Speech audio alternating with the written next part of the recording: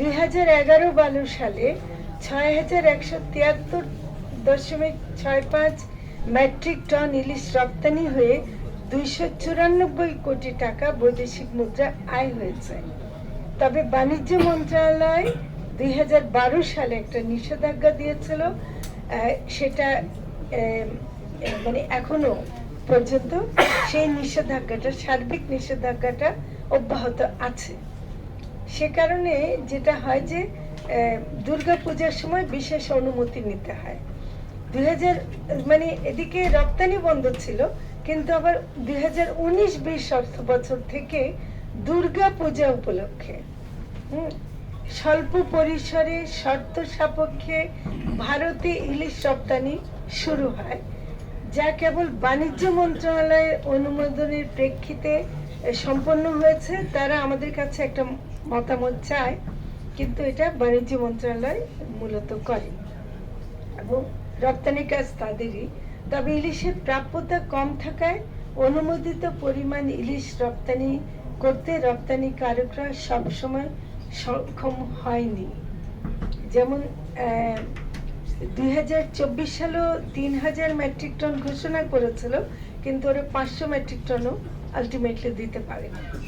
এবারও দেখেন 2025 সালের দুর্গাপূজা উপলক্ষে 1200 মেট্রিক টন রপ্তানির অনুমোদন দেয়া হয়েছে এবং সেটা কিন্তু আমরা যে খবর পেয়েছি 16 সেপ্টেম্বর থেকে 25 সেপ্টেম্বর পর্যন্ত বেনাপোল স্থল বন্দর দিয়ে মাত্র 81.4 মেট্রিক টন ইলিশ রপ্তানি হয়েছে।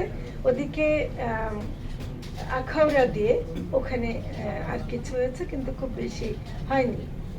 তো যেটা দেখা যাচ্ছে যে 2020-21 অর্থ বছরের রপ্তানির জন্য অনুমোদনের 1800 মেট্রিক টন ও প্রকৃত রপ্তানি ছিল, মানে ওটা করতে পেরেছিল, কিন্তু 2021-22 রপ্তানির জন্য অনুমোদনের 4600 মেট্রিক টন আর প্রকৃত রপ্তানি ছিল 1211 মেট্রিক টন।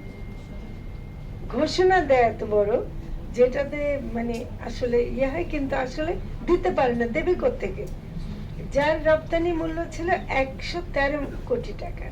2022-23 অর্থ বছরে রপ্তানির জন্য অনুমোদনের পরিমাণ ছিল 3000 মেট্রিক টন, প্রকৃত রপ্তানি হয় 1376 মেট্রিক টন, যার রপ্তানি মূল্য ছিল 178 কোটি টাকা, 48 কোটি টাকা।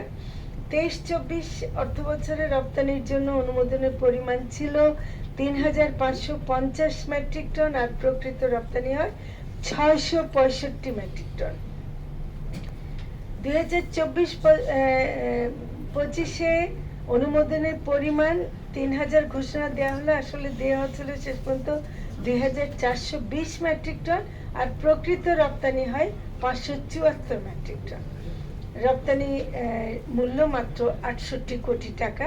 আর এখন পর্যন্ত আমাদের খুব বেশি মানে 100 মেট্রিক টনও হবে কিনা, কারণ পূজা এসে গেছে, পূজার জন্যই যদি হয়ে থাকে তাহলে আমরা দেখছি যে 38 আর 22 মানে আমার খুব বেশি 100 মেট্রিক টন হওয়ার কথা না আর কি।